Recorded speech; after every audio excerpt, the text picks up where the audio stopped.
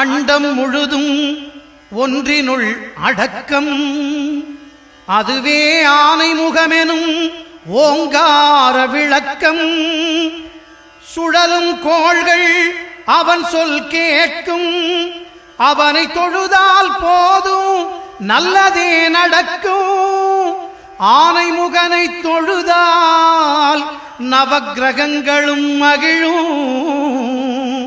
நல்லதே நடக்கும், நல்லதே நடக்கும்.